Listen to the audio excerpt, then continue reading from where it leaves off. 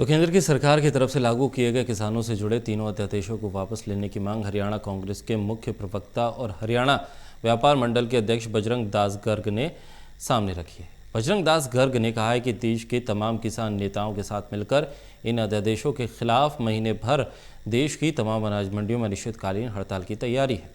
हिसार में बजरंग दास गर्ग से बात किए सहयोगी महेश कुमार ने। केंद्र की सरकार की तरफ से लागू किए गए 3 अध्यादेशों के खिलाफ हरियाणा में कांग्रेसी नेता और कार्यकर्ता विरोध की रणनीति तैयार करने में जुट गए हैं। दरअसल इन तीनों अध्यादेशों के खिलाफ हरियाणा कांग्रेस के तमाम नेता ये कहने की कोशिश कर रहे हैं कि ये किसानों के खिलाफ है, व्यापारियों के खिलाफ है। और इसी पर बातचीत के लिए हमारे साथ इस वक्त मौजूद हैं हरियाणा कांग्रेस के मुख्य प्रवक्ता बजरंग दास गर्ग। मुझे ये बताइए कि किस तरह का ये विरोध है, इन तीनों अध्यादेशों से किस तरीके से किसान को नुकसान हो सकता है, और आड़तियों की जहां तक आप बात कर रहे हैं, मंडियों की आप बात कर रहे हैं, तो किस तरह के नुकसान की आशंकाएं आप लोग जाहिर कर रहे हैं और आगे विरोध की क्या रणनीति तैयार की जा रही है? महेश जी, केंद्र सरकार द्वारा जो नए 3 अध्यादेश जारी किए गए हैं, इससे पूरी तरह किसान और आड़ती बर्बाद हो जाएगा, क्योंकि किसान को फसल के पूरे दाम नहीं मिलेंगे और मंडियां, हरियाणा की मंडियां ही नहीं पूरे देश की मंडियां बंद हो जाएगी। क्योंकि इस अध्यादेश में कहीं भी नहीं लिखा कि किसान की फसल जो बड़ी बड़ी कंपनियां खरीदेगी वो एमएसपी के रेटों से कम नहीं खरीद सकती।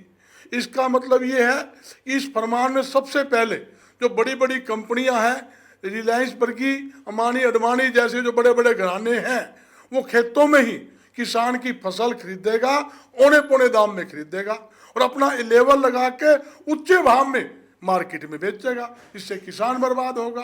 दूसरा, जब एक फरमान और इन्होंने जारी किया भी मंडी के अंदर फसल आएगी तो मार्केट फीस लगेगी। अनाज मंडी के गेट के बाहर भी अगर अनाज बिकेगा या फसल बिकेगी तो उस पर मार्केट फीस नहीं लगेगी।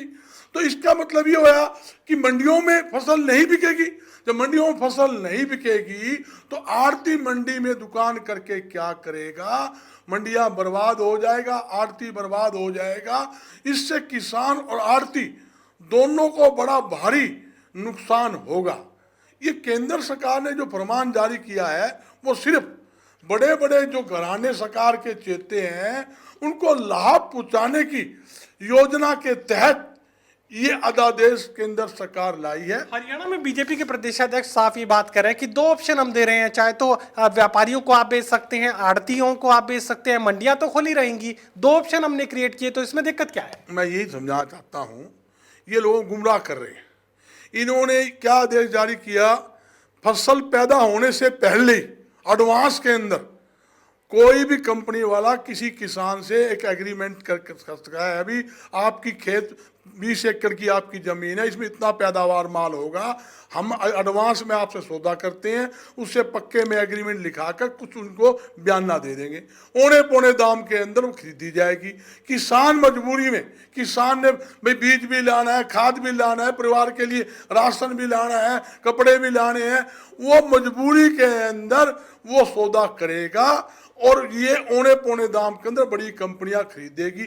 अगर सरकार की नीयत ठीक है तो सरकार ने क्यों नहीं उसके अंदर एक अध्यादेश में लाइन डाली, कोई भी किसान की फसल एमएसपी से कम की खरीद नहीं होगी।